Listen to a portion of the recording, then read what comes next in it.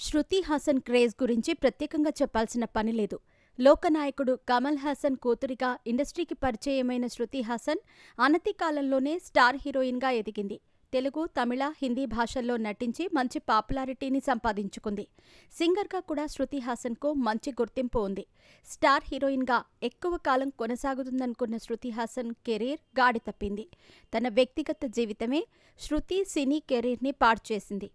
వరుస సినిమాలతో బిజీగా ఉన్న సమయంలోనే మైఖేల్ కోసలే అనే వ్యక్తితో శృతి హాసన్ డేటింగ్ చేసింది. పెళ్లికి ముందే ఇద్దరూ కలిసి ఒకే ఇంట్లో కాపురం కూడా పెట్టారు. కొన్నేళ్లు బాగానే సాగిన వీరి రిలేషన్షిప్ 2019లో తెరపడింది. విభేదాలు తలెత్తడంతో మైఖేల్ శృతి హాసన్ బ్రేకప్ చెప్పేసింది. కొద్ది రోజులకే ముంబైకి చెందిన డూడోల్ ఆర్టిస్ట్ శాంతను హజారికాతో శృతి మరోసారి ప్రేమలో పడింది.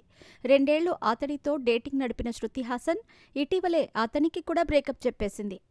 శాంతను హజారికాతో ఉన్న ప్రతి మూమెంట్ని సోషల్ మీడియాలో షేర్ చేసేది. శాంతను హజారికా కూడా శృతి హాసన్కు బ్రేకప్ చెప్పాడు.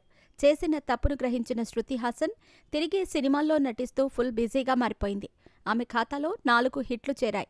చిరంజీవితో కలిసి నటించిన వాల్తేరు వీరయ్య, బాలకృష్ణతో వీరసింహారెడ్డి, నానితో హాయ్ నాన్న సినిమాలో గెస్ట్ రోల్లో కనిపించి మెప్పించింది. ప్రభాస్తో నటించిన సలార్లో కూడా బాక్సాఫీస్ వద్ద సూపర్ హిట్గా నిలవటంతో శృతి హాసన్ కెరీర్ పరంగా బాగా కలిసి వచ్చింది.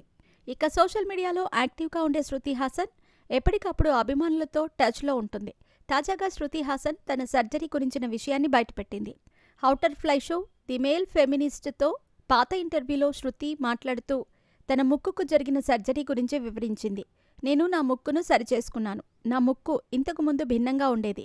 అంతకుముందు నేను నా మొదటి సినిమా చేశాను. షూటింగ్ సమయంలో నా ముక్కుకు గాయమైంది.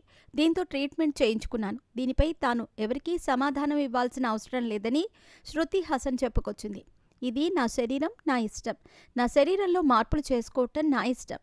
నేను అన్నీ సొంతంగానే నిర్ణయాలు తీసుకుంటాను అంటూ చెప్పుకొచ్చింది.